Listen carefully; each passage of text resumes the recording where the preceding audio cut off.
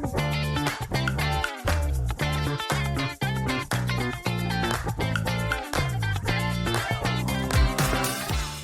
everybody, this is Jeremy Tears from Tutor Collegiate Strategies, and you're about to check out the latest episode of the Mission Admissions Podcast, a show that's designed to help higher ed become better recruiters, communicators, marketers, and managers. Each week, I'll introduce you to an industry leader or difference maker who will share helpful advice, tips, and strategies that will help you grow professionally and personally. Mission Admissions is part of the Enrollify podcast network and is made possible by Gecko, an engagement platform that makes it easy for your team to deliver a better student experience. I'm excited to share my latest candid conversation, so let's get started. Hey everybody, it's Jeremy Tears, and this is episode 11 of the Mission Admissions podcast. There's been a lot of conversation over the last 18 months around the Great Resignation. A lot of admission and enrollment offices are not fully staffed, and interestingly enough, I was at NACAC National Conference last week and did an unofficial poll of leaders who were fully staffed, and it was literally less than 10%. Along with that, another presenter did a poll that listed both uncaring and uninspiring leaders, as well as unreliable and unsupportive people at work, as some of the top reasons as to why they either left the industry or were considering leaving the industry. So I think we all know how important culture is in the workplace, which is why I'm excited for my conversation today with Jeff Dugdale. Jeff is currently the Associate Athletic Director for Strategic Planning and Leadership Development, as well as the head women's and men's swimming coach at Queen's University of Charlotte in North Carolina, where he's been for the last 13 years. During that time, Jeff has helped lead those programs to 14 NCAA national championships. He's had 124 swimmers win individual NCAA championships, and he's had the opportunity to coach the USA national team. He's had a handful of Olympians as well. And I first heard Jeff speak at our Tutor Collegiate Strategies conference back in July and immediately told him I got to get him on the podcast. So welcome to the show, Jeff. Thank you. Thank you for having me. So Jeff, when you started at Queen's 13 years ago, I have to believe you knew, all right, culture, vision, values, I know those things are important, but how did you know where to start in terms of coming up with a plan to build your team and program? Like, walk us through those first few days, first few months, like, how did you come into that situation and say, here's what I'm about to do?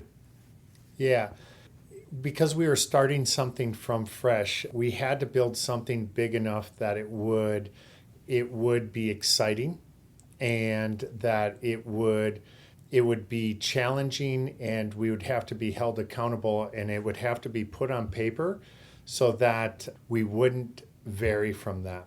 And I'll give you an example.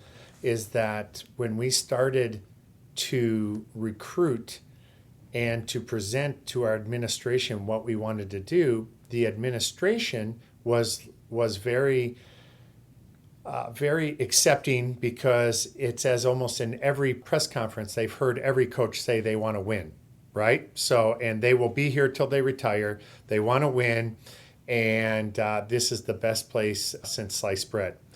Well, on that part, I had all the support. On the swimmers' part, it was to tell them, it was to convince them and paint a picture on a blank canvas of the pathway in how we were going to do this.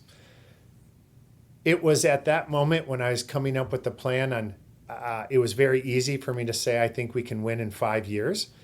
But it was at that moment that I decided we would go with the vision of building leaders for life. Because of my corporate background, I started to realize that the greatest learning curve would be to stay true to the vision and to believe in it and not leave it when you don't even, it may not even be clear in the beginning with the personnel that you have.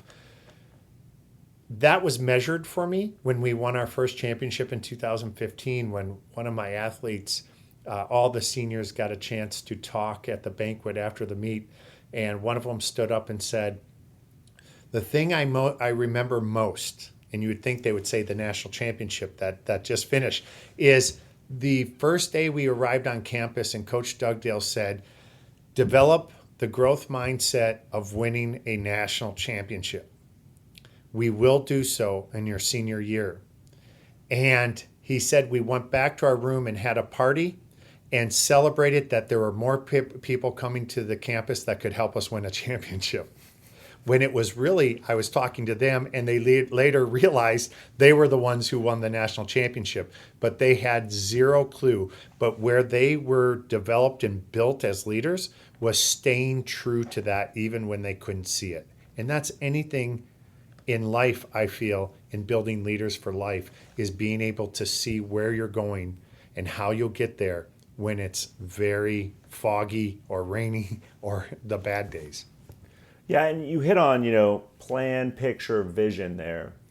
I feel like when I talk to a lot of leaders who are new in the enrollment management space or the admission space, Jeff, I think some of them have an idea of what their plan, picture, and vision will be, but I feel like most honestly haven't written it down prior to starting. And so if you're giving somebody tips who's a new leader or somebody who wants to be a leader, obviously I understand some of it may change as you go along, or certain things are going to happen because as a leader, you don't know what you don't know when you come into a new situation.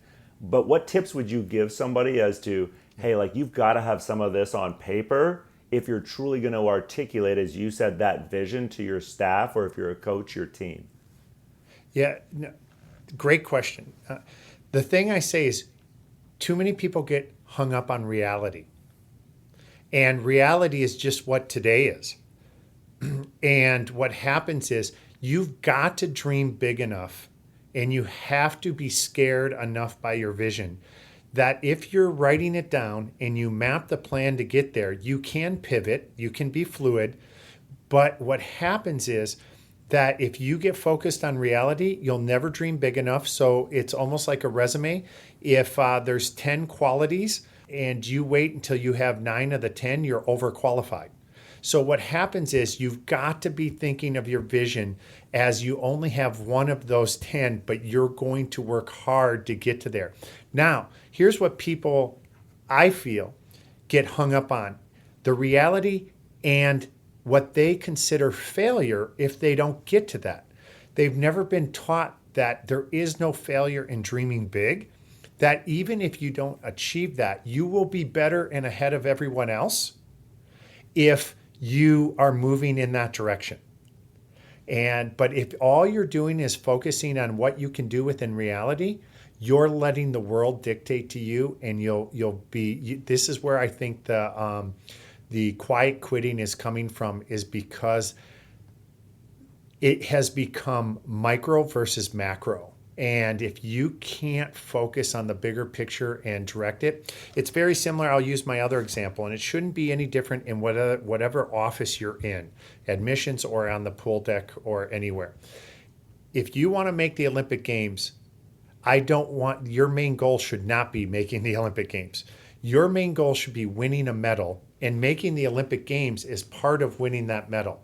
But if you just want to make the Olympic Games and you do it, your chances of success at the games is very little, because you have to reevaluate everything again. So you got to think at what great looks like. And that's the word I love to use. I'll ask questions over and over when someone tries to build a goal around reality, is I'll say, what does great look like? And they'll tell me this: we don't have the funds. I can't tell you what great looks like. No, I want to know what great looks like, as if money wasn't a limiting factor. I want to know what great looks like if technology wasn't a limiting factor, and then let's work around to that. You said so much there to me, Jeff, that I want to, unpack, because number one, what does great look like? I love the way you phrase that, and I think it's important that as a leader, you focus on, hey, we've got great as a group, but we also have great, I would argue, as individuals, right? And so for those of you listening, if you're an admissions counselor, great for you may look like you set goals for your territory and what you're going to do to contribute, as Jeff said, to the macro goal, which might be, hey, that's our big number that we're going to hit as an institution at the end of the spring. And if you don't have that goal, no question it becomes harder. But I want to go back especially and unpack a little more this idea of leaders for life, because I've heard you use that before. I love it. And I would love for you to explain, like, how did you create that vision? Like, where did Leaders for Life come from? Where did you say, hey, we're going to come up with a plan to create Leaders for Life? Yeah, it came from my 13 years of experience in the pharmaceutical industry when I started to look at what product was coming into the industry. And when I chose to actually leave it to come into the university system, into education, I wanted to personally be responsible for helping build leaders to life. Very similar to teaching, right? If I'm a kindergarten teacher, I want to work closely with my first grade counterpart to have them ready and prepared to get to first grade, so that then the first grade teacher can get them ready and prepared to get to second grade and deliver them at each level, right? So what happens now with what I started doing is what I call my mission work in coaching is I wanted to build leaders to life, leaders for life that could go out, be decisive, differentiate themselves, and demand results basically through performance. And so I want to use a very forgiving platform as the pool. And I want to take everything from a set to the preparation of the set, to the season, to the preparation of the season, to winning, to losing, to everything. I wanted to use as a platform to help them and say, this is a forgiving platform, recognize it, know how we can either continue winning or how we change to make sure we win. And how do we do everything? Because when you get to the next platform, and that's the education tool, it's unforgiving. You get an 89, that's not an A. That's not a 90. So you have to be able to perform. And then when you get to the interview, can you compete again? Can you go and when you get to the job market, can you be a change manager? Can you lead high performance? And we carry everything we do from the pool to the classroom to the work world. And that's where building leaders for life. Now there's two parts to that. When you arrive at Queens, we're building leaders for life. When you graduate, you're a leader built for life. I don't think I've met a single higher ed professional that loved everything about their technology stack. Here's the honest truth. No CRM or SIS will be able to meet all of the needs of all of your team. And that's why I'm a huge fan of Gecko, a student engagement platform that offers customizable modules designed to complement your institution's CRM and SIS. Gecko offers plug-and-play modules that enable your team to deliver memorable student experiences at scale. Their chatbot and texting tools will empower your admissions team to engage with the highest quality prospects by serving as a front line of defense for prospects that have basic questions about the college admissions process. Gecko's event module makes it easy to create awesome online and in-person event experiences one time and then duplicate them throughout the year with just a couple of clicks. Their call center is also an industry leader. No more splitting call lists into a dozen Excel files, scrolling through data to find who you need to call next, or having to manually record who picked up and who didn't. Oh, and did I mention that everything integrates seamlessly into your CRM and SIS? Because it does. So if you're a Slate school, for example, you'll see all of that sweet interaction data in your student's timeline. If you want to level up how you engage with prospective students, but you don't want to disrupt your processes, rip out all your tech, or start a new CRM procurement process, you need to check Gecko out. You can learn more about their offerings at geckoengage.com/Enrollify. And be sure to tell them that Jeremy and the Enrollify team sent you their way. And I got to believe vision, values, they're an ongoing discussion, right, Jeff? Like, this is not, we talk about this your first week. Yeah. So here's what happens. It's not just our first week. It's in the recruiting process. It's in the preparation, in the assimilation into the team. It's and throughout every day and every practice, vision, values, and vacancies, and how they're going to help in recruiting and everything. So what happens is very similar. I use a golf analogy, is keeping things simple and always talking about it keeps us in the fairway and out of the weeds. So somebody comes into my office and they sit down, and first thing I ask them is, do you know why you're here? And they say, yeah, yes, I do. And then I ask them, help me understand, are you fully engaged in our vision, and can you repeat our vision? Yes, it's building leaders for life. Was your behavior consistent with building a leader for life? No. What are our values? Excellence, character, communication, service, teamwork, urgency. Talk to me. Were your behaviors consistent with any of our values? No, they weren't. Where do we go from here? You're right. So you're wasting time, you're wasting energy on anything that isn't there. Now, I take that just for your admissions teams. I take that and also to my other areas as an athletic director. This is our vision. This is our values. When we're doing what we're doing, don't spend resources, don't spend time, don't spend energy, don't spend anything if you're not doing these things. And when we started working that way, our athletic department, led by Sherry Swarthout, was in the top 5 for the last, or top 10 in the last 5 years as one of the highest performing athletic departments at the smallest number of people, at only 1,700 people. Because we were able to stay focused and on point and stay out of the weeds. And in the real world, weeds are called drama. We don't want drama. And we don't want drama, because what happens is drama is distraction, and distraction is usually made up of excuses. What happens is, in building leaders for life, we want to take responsibility. Making mistakes is not the problem. It's how we are responsible for them, how we accept the consequences, and how we move forward. Do we become bitter, or do we become better? And we choose better. How do you get other stakeholders then on campus? So not your athletes, Jeff, not your assistant coaches, but how do you get other stakeholders on campus who are like, okay, this guy's talking about leaders for life, I don't know. How do you get them to buy into that vision, knowing that if you have their support, it's much easier, right, when reinforcement is happening? Okay, so that model looks different. Very similar as how we started. When we started, it was not easy. And it wasn't easy because I didn't have the data to prove it. And so what happened is I would get a lot of pushback from professors saying, your swimmers are falling asleep in class. And I would say, well, then let me get to them. I'm going to tell them to go to bed earlier. No. The problem is you have them getting up early. And I said, no, but that's building leaders for life. They get the highest paid people get up early. In fact, 70% of people who work within the city of Chicago, which is a high performing area, if you look at it some with the exchange and all that, are up before 6 o'clock a.m. So when you start to look, why would I change that? I'll ask them to go to bed. But no, we're going to do class registration at midnight. No, that's a life that is not consistent with excellence. Well, here's what happened.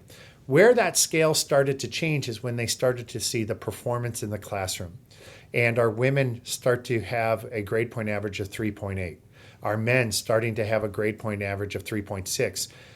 In the beginning, only the swimmers were up early. Now, the entire campus is moving. Sometimes I feel like I'm the last on campus at 5:30. Everybody else is going. So it is a culture that has been bought into, and our athletic department GPA has moved up to 3.4. So it is amazing what happens when you have statistics and performance in the classrooms that start to happen, and then I don't even have to explain it now. Now it just happens. Yeah, and that was something that was talked about a lot, Jeff, at the NACAC National Conference where I was in Houston last week. The idea of data science, right? Like, data is your proof to everything. It's really easy to say, we need to change this, and somebody's sitting there and go, well, why? Explain to me why. And when you can show data and you can show results, no question it's a lot easier. Define good culture then for me, Jeff. What is it? It's everybody moving towards a common vision, and it's also a good culture is process driven, because everybody's end result is different. That if you're moving, and I think it takes 3 parts, and I define it in how we develop our goals. We develop our goals as a team. This is what we want to do. We want to win a championship. We want to be top 20. We want to be a grade point average. We want so many service hours, right? So that's what great looks like. Then what we do is we break into our groups. So you may have East Coast, West Coast, Midwest on the admission side. Here we have distance, mid-distance, sprint. And we say, knowing the team goals, go ahead and define what as a group, how you're going to contribute. Then we start to add it up and say, it still doesn't come out right, but we're not there yet. Now we're going to go individual goals. And then the individual goals, we ask everybody to define what they can do to support. Not everybody will be a scorer. So are they going to then define their role as somebody who can contribute to the group, then to the team? And then that process goes back and forth 2 to 3 times, if not more, until it adds up. And we do those every September. And in March, for the last so many years, we've been within a half a point of our total of where we are. And everybody then, here's what happens. Here's where reality comes in. If you do that and put it on paper, and it's visible for you to see every day with your vision and values, it helps you make good decisions. But more importantly, here's where reality is the speed bump. When an injury or sickness happens, it is very easy to recalibrate and pivot when someone says, I've got next. Because they already know and have written where they need to be. They just may need to be 1 degree better and move to get to where the next person. Or I've had a group of 5 come to me and say, between us, we can make up what that one person's going to lose if they can't compete. We got this. Everything you just talked about there, I would argue, takes intentionality without question. How did you know, or did you not know and you just figured it out, Jeff, as you were starting out your professional career, especially where you are now? Like, did you understand the importance of intentionality behind all of this, or is it something you've learned? No, it is. I understood it when I started here, but I had to learn, and I learned in 2 ways. I learned in the investment made to me in the corporate world, which is a lot more money than in some of the other places. The second is I learned from incredible mentors, and I've been blessed with being a part of, in some way, somehow, 30 plus national championships. And so I watched purpose on purpose. And so movement with purpose on purpose. And I saw it all the way back in my days from Auburn. And when I was first learned what a vision looked like, that was so big that it made you throw up in your mouth and sit there and say, can this really be done? I learned things like this, and I've been able to pass on. At Auburn, I remember the University of Alabama coach left to become the U.S. national team director, and I overheard, and that was our main competitor, and we weren't even that good yet, and I heard David Marsh call the AD at Alabama, and in the office right next to him, I heard, how can we help you? I know some superstar coaches that are out there that would love to go to Alabama. And I walked into his office and I said, I'm working my tail end off to beat Alabama, and you're going to help them find a coach when we can pounce and change this forever. And his words were, if they aren't any good, we will not become, and we will not get better. It is important to be surrounded by great people better than you, so that you are held accountable and honest on a daily basis, and your wins mean so much more. And I was like, didn't get it until later. And then one of my best friends is one of my biggest rivals. And we are always steel sharpens steel, right? We've got to constantly make ourselves better. And I think this can be done in admissions too. And I don't think when people are afraid of sharing ideas, but I was taught from an early age to at Auburn to share and then ask a question after you share something. I'm going to share this technique with you, and I'm going to ask you to make it better and share it back with me. And that's how things continue to get maximized, and you get better and better. And that, I'm forever grateful for how my life has changed with the people who have mentored me. And I always think if you're too proud to be a mentor or be mentored, then that's where the growth mindset will stop a little bit. Hey y'all, Zach here from Enrollify. If you like this podcast, chances are you'll like other Enrollify shows too.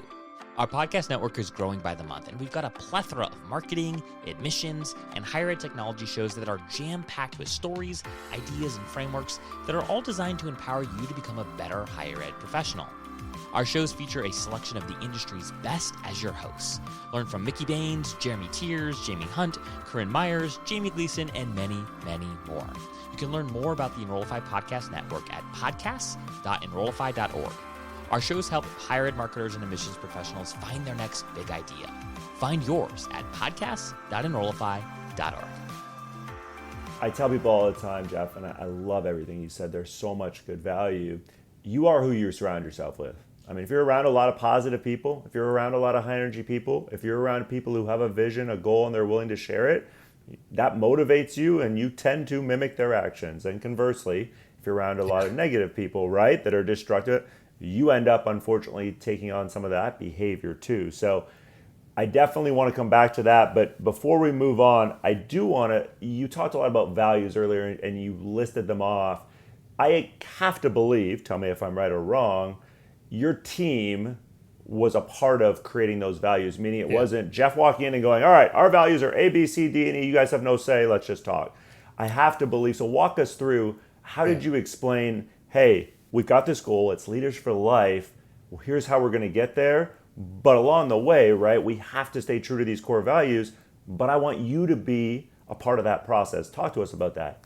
Yeah, no, that was early on when we made a very purposeful move from rules to values. We did not want to become a police state. We wanted to develop our emotional intelligence, specifically 3 areas of emotional intelligence, and that is self-awareness, situational awareness, and empathy. If you start to focus and hone in on those, then what's going to happen is you're going to realize the difference of everybody. And that it's not as black and white as you think. It's not a one size fits all. It's a one size fits one. So in doing that, I asked them to get together and set up some values. Now I'm going to tell you, this is something where I think some teams take right turns and it goes wrong on them. Is what happens is when you set a vision and then when you get some values, you can keep them. You don't have to, you can pivot with 1 or 2 and add, or maybe, I can't even imagine subtracting, maybe one doesn't become as important, but what happens is some coaches, some administrators, some even CEOs feel like you need something every year. That is not true. So what happens is when we developed our values by our student athletes, then what happened is they become another part of the learning process that develops a great culture, and that's called they're the foundation. So important for our success today is built on the foundation of those who, in their leadership style, were the ones who created the values. And we purposely switched from a rule-driven team to a value-driven team. And we did that when we got to the top 10. As soon as we hit from the top to the top 10, I knew that we had enough self-discipline to move away from rules and move into values. And then that once those were established, those became our foundation. And then we went from the top 10 to 3rd and 4th to winning, and we never lost since in the Division II.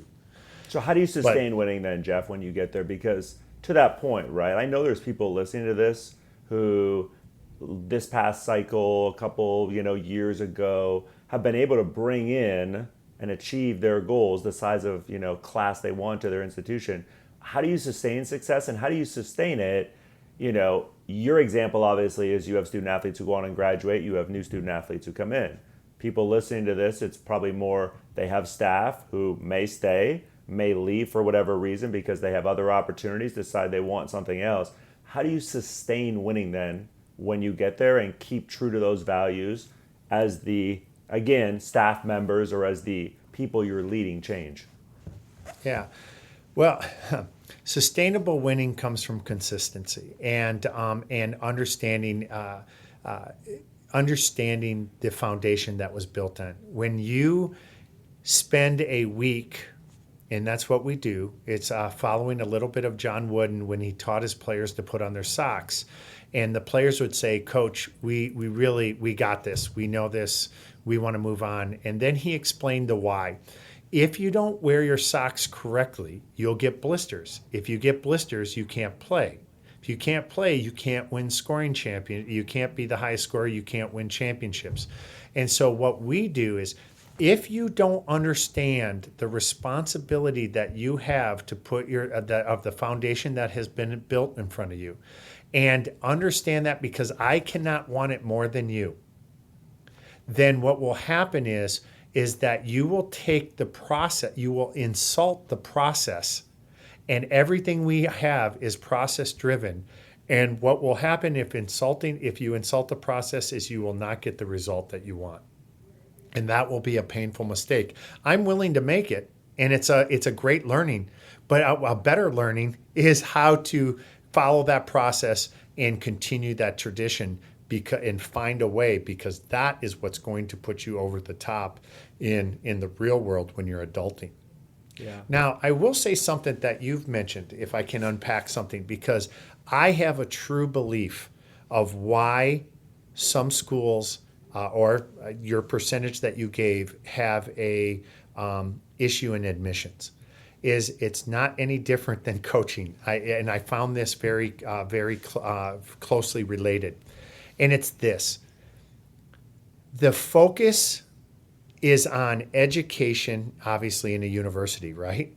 But what happens is one of the highest salaries should be in admissions, because consistency in admissions and the training around admissions, the personal develop within admissions, and the longevity is important. I would beg to differ that if you went to a university and said those who are celebrating 5, 10, and 15-year anniversaries in admissions have the greatest success rate.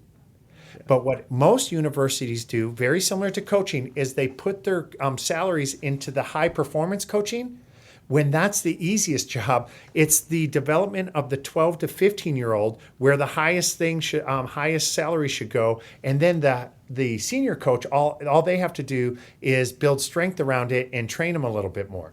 But what happens is there's such high turnover and underpay in admissions that you're starting from zero and you're starting with new visions every time a new VP comes in, and it takes another 3 to 5 years to build that up. Is my thought. And you and I are in agreement there. There's no question that salaries are out of whack, and I can just imagine the number of people who, when you just said that, listening to this podcast, started saying things like hallelujah, right? Thank God, or started clapping for you, because no question, when you have the front lines of your institution who are trying to bring in the majority of your student class every year, and you are a tuition-driven institution, the investment has to be substantial in those people. But I also think, and we've been talking about this, so it ties in well, if the culture, the vision, the values also aren't defined, you can pay somebody $75,000 to $100,000, but again, they're probably only going to stay for the money, and you're probably not going to get everything you want out of them because that other part isn't defined. Do you agree or disagree? No, I agree. And some of it comes back to in that writing things down, there is zero pathway, I feel, in most universities to do this. You've got to be able to see where you're going to go. When I talk to some of my this used to be a problem, when I talk to some of the people who helped me build our program through admissions, because they're a part of our coaching staff. At Queens, it is well known that our coaching staff is a head coach, associate head coach, assistant coach, admissions counselor, and they are part of our team. But what would happen is somebody would say, I've come to the end. I don't have any place else to grow. I'm going to be moving on. That culture is changing here at Queens, and I credit it to a lot that it's our new VP is a former swimmer. And I'm not saying swimming's the end all be all, but she was a champion. She knows how to write goals. She knows how to see the president's vision and see what her role within that vision is and start building that. And so Adrian Odie and Trisha Priest lead this, and they come from Kenya, and they know how to lead. And for me as a swim coach, I'm pumped up. And we're seeing some of the results, and we're only going to get better. But we went through a stage every 3 years. We're switching within admissions.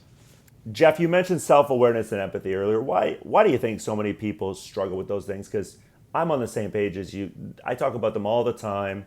Emotional skills, soft skills, whatever you want to call them. They're the new hard skills, right? Is the way I define it. So why do people struggle, you think, with things like self-awareness and empathy? Yeah, because more and more we're finding selfishness come in. We're finding people not loyal to programs. And I feel like right now, in the time of politics and everything, athletics are more important than ever, because you can win or lose, but you don't give up, you don't disown, you don't take your ball and go. You go back to training 96% of the time to implement 4% of the time, right? And so you go and do that on a daily basis. And swimming, we work on a quadrennial plan. So every 4 years, not much different. And I sit there and say, why are we at odds? Why are we against each other? Why are we doing these things? And it's because of why we're lacking empathy. We're selfish in our thought. You don't care about me. Why should I care about you? Or give me a year to learn more about you to trust. I was taught and raised by a mother who was very clear. Start with trust. And then it's theirs to lose. But don't start with distrust and it's theirs to gain. Start with trust, and it makes life easier. That's why probably in my personality test that I take, everybody's my best friend, because I start with trust. I trust you until we can't. And I just feel like nobody wakes up in the morning with the intent to hurt or to lose that trust. And we've got to, I think it would be a great exercise if everybody took a week or two off of social media, took a week or two off of certain things, just to get themselves refreshed and look at people for who they are, not what they read, and recognize the fact that a lot of media, it's not the good stuff that sells. I had another great professor teach me once, when you read the newspaper, start with the sports section, because that's about winning. That's about success stories. That's about, in the agony of defeat, what will happen. And then move back to everything else, so that you can then hold things in perspective. And when you then start with the sports page and read about a loss, when you go to a political campaign, you can say, well, I hope they go back to work and can get it next time. Versus, we're going to disown or do this. So I just think there's so much that can be learned. And I think if we were to look at anything from corporate America to admissions offices to universities as wholes, to everybody is in sales, and we need to respect everything. We should never take a stance one way or the other. We should be empathetic. We should be self-aware of where we are. And then we should also be aware before is the situation we're in. If you can be aware of that, you can be aware of yourself, and you can put yourself in their shoes, we will become a more caring and a more genuine humans in this process. I agree with you 110%. And the other thing I had written down that I really walked away when I first heard you speak, that stuck with me, was this idea of, okay, if we're building leaders for life have to embrace the word for no. Why is that, Jeff? Well, it's the simplest, right? It's like bitter or better. Let's not make it complicated. There's no gray area. Either you're going to own it, you're going to go bitter or better. No is such a small word and such an eye-opener that if you can embrace that, then you can embrace peer pressure. You can embrace a lot of things. You can say, no, I don't want to listen to this. I respect you, but I'm going to move away, and I respect your opinion, and we can agree to disagree. And that's going to happen.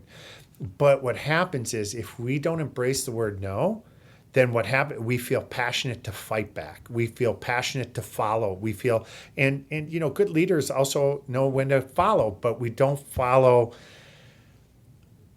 on a regular basis. I'm not saying we're human, but good leaders don't follow into bad situations. And good leaders can look over the horizon, and that's that vision, right? And say, this is not going to make me better. This is going to break down my immune system. This is going to put my team in a bad situation. This will put our vision in a bad situation. That's when you really move to the next level, is when you can be comfortable saying no. I have people sometimes tell me that to feel comfortable at a party, that they would it be easier if they just carried a beer along, then nobody would bother them. And I would say that's a step, that's a process, but what if you just said no? And how is that a position of strength? But then they always tell me this, and this is where I feel like we have so much to learn, is that makes the other people uncomfortable. But that's leadership, right? That's when I know, that's when I say, then you're leading, then say no and lead another way. It's a great analogy, and so much of this, I just keep going back to this concept of vision, right? And if you haven't, and you're listening to this, define your vision, especially if you're a leader at any level. Please, please, please take some of what Jeff is talking about and write things down, come up with those values, because all of this will become much easier for you to implement when you have those to reference. Jeff, I've also got to ask you about this concept of dealing with failure, because we all fail, right? You can take the age-old adage of if you're not failing, you're not trying, or, I don't know anybody that's had success without failure. So how do you teach someone to deal with failure and not let that fear of failure control them? So, those TikToks sometimes that say, I was so many years old when I learned this. I was so many years old when I learned a few years back when a former professor left the university to start a podcast, and it was called Fun with Failure. And she had me on, and she said, it's kind of ironic, I'm having you on my show, Fun with Failure, having fun with failure, when all you've done is win. But what was interesting was I have failed.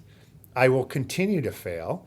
And that's how we drive sustainability. That's how we drive growth. That's how we drive everything. I've even been involved in tough conversations when people have told me how great they're doing.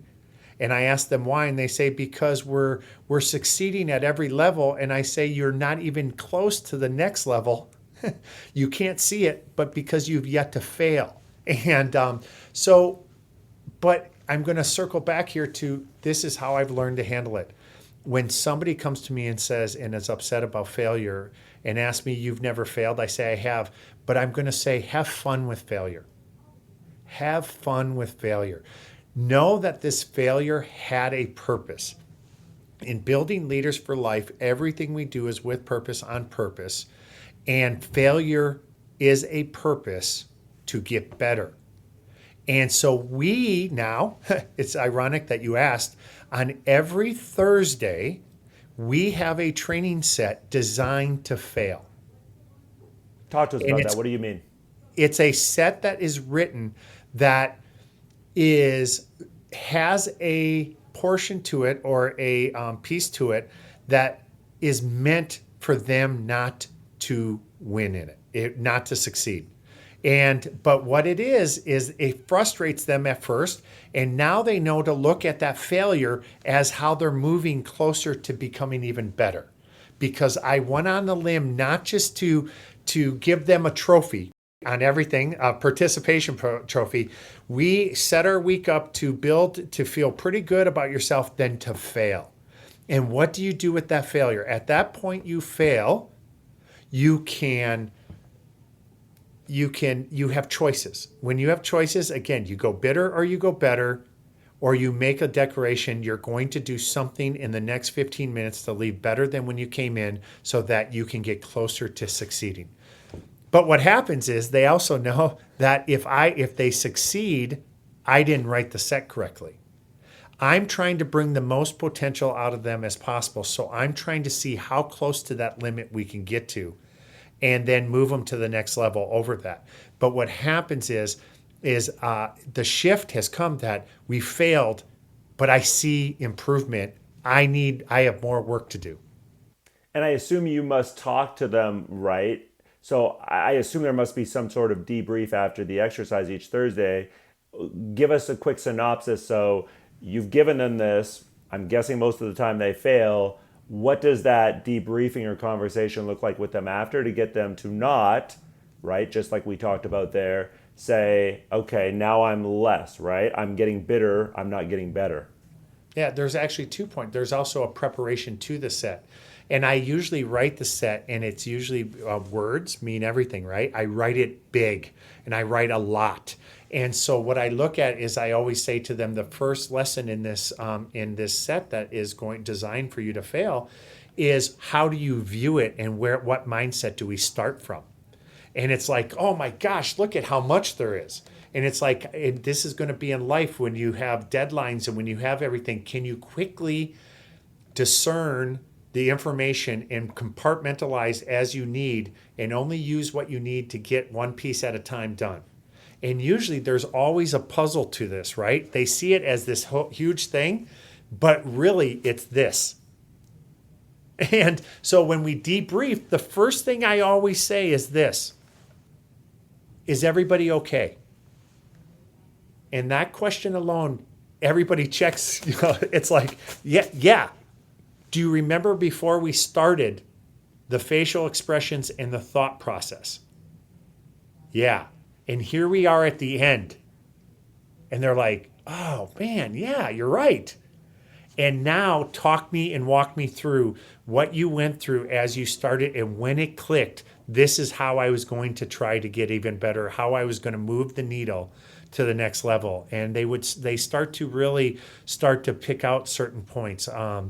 And I become so proud that they start to do that, and they quickly they're challenging me now because they quickly are figuring out how I'm writing and doing some different things. So I have to change it up, or I have to be even more aware when right on the verge they move towards almost accomplishing it. I have to change it up on them to move it further away from them, and they're like, oh. So but I love it because it keeps going back to this idea of a purpose and a plan, right? And your team clearly, in the example you just gave, has bought in and is embracing that this is actually a fun activity. This is going to make us better. This is all part of the vision, the purpose, and the plan, right? Like, these are things we can control. You talked about mentorship earlier, and I am huge on this. Anybody who knows me knows that I put myself out there, and I have a circle of people who tell me all the time, Jeremy, you pass along my name to anybody who wants to get better.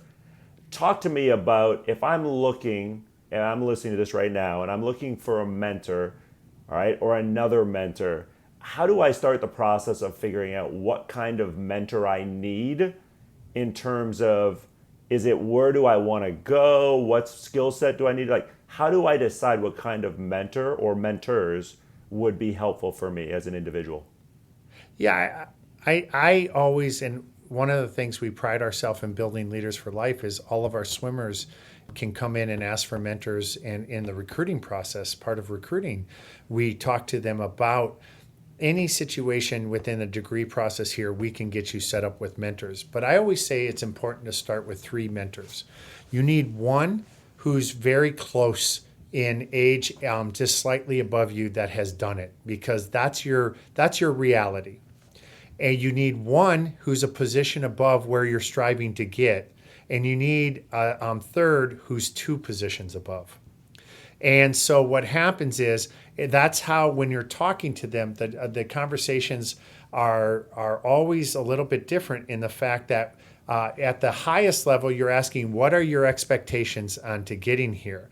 What are your, and it's a lot of work for the mentee, because it's not the mentor's job to stay on top and in touch with the mentee. It's the mentee to constantly be going. And I'm so blessed with a core group of mentors at all areas of where I'm aiming, that I can ask and say, give me, based on your experience, what am I missing here? Based on your experience, what questions can I ask to get, what don't I know? I only know what I know, right? And I don't know what I don't know. And so help me understand what I'm missing and what I'm not. Am I thinking big enough? And so what happens is at those 3 mentor levels, I think one of the very first things you ask as well is, give me or help me understand a linear or traditional pathway, and help me understand a non-traditional pathway to these positions. And because there's multiple pathways to every position. And this was my first head coaching job. This one, I was in corporate, I was an assistant, I was a business manager. I was a development. I was a lot of things, but this became my first head coaching job. And some people say, well, and winning, they say that's so non-traditional. It is. Everything I've done, I spent 13 years in corporate before coming back to swimming. So I took a non-traditional route. But in everything you do, from admissions to anything, you've got to be able to understand with the concept in your mindset of one size fits one to help people find mentors that are both somebody moving in a traditional route and helping develop someone moving in a non-traditional route. And so you've got to look at mentors who fit all those needs at all three levels. What motivates you every day when you get up, Jeff? So here's the motivational factor. I get older every year and they stay the same age. So what happens is I rotate every 4 years. I'm always with a group of people from 18 to 20, 22, 23 years old. And so what happens is, what motivates me is not chasing the dollar. It's a lifestyle. What motivates me is my family and the joy that they bring to me. What motivates me is that family includes the swimmers.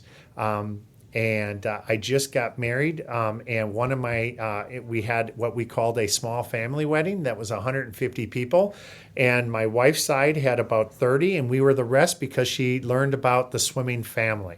The swimmers come in, and so what happens is I'm motivated to watch and to give.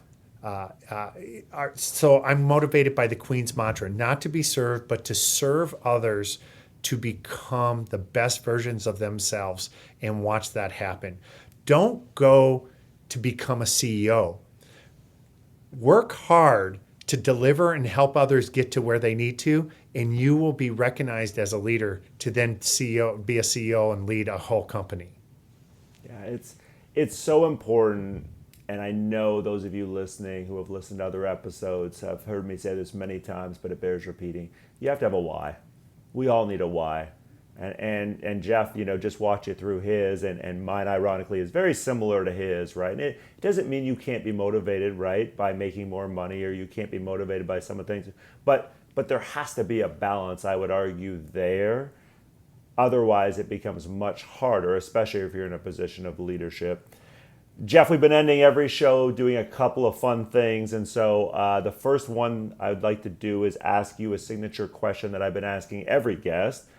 So tell us one important piece of advice that somebody's given you at any point in your life, Jeff, that's just really stuck. Yeah, if it is to be, it is up to me. It's where I developed keep things simple, bitter, better, no, embrace the word no.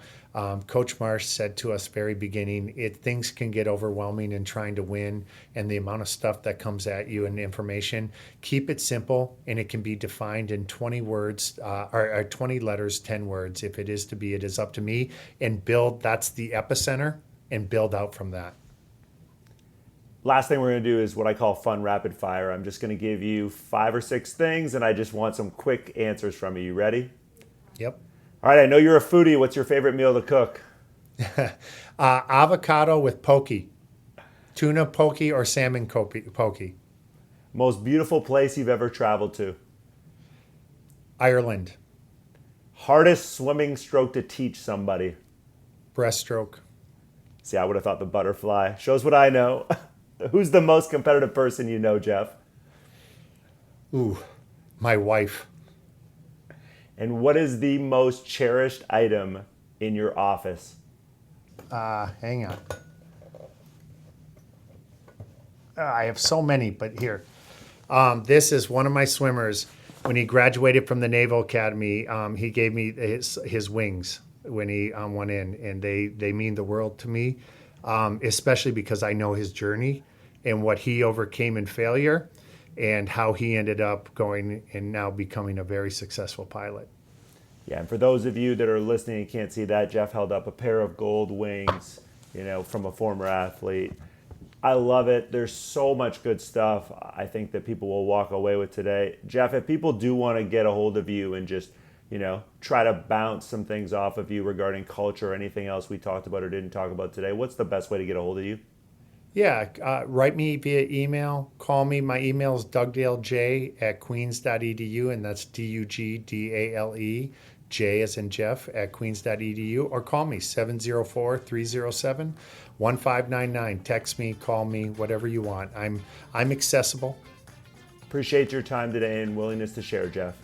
Thank you. Have a great one. Hey, all, Zach here from Enrollify. I hope you enjoyed this episode of Mission Admissions with Jeremy Tears. If you like this episode, do us a huge favor and hit that follow and subscribe button below. Furthermore, if you've got just 2 minutes to spare, we would greatly appreciate you leaving a rating and a review of this show on Apple Podcasts. Our podcast network is growing by the month, and we've got a plethora of marketing, admissions, and higher ed technology shows that are jam-packed with stories, ideas, and frameworks that are all designed to empower you to become a better higher ed professional. But Enrollify is far more than just a podcast network. Enrollify is where higher ed comes to learn new marketing skills, discover new products and services, and find their next job. We're a growing learning community of 4,000 members, and we'd love to welcome you into the fold. You can access our free blog articles, newsletters, e-courses, and more, or purchase our master course on how to market a university with Terry Flannery at enrollify.org. We look forward to meeting you soon and welcoming you into the community. Again, you can subscribe for free at enrollify.org.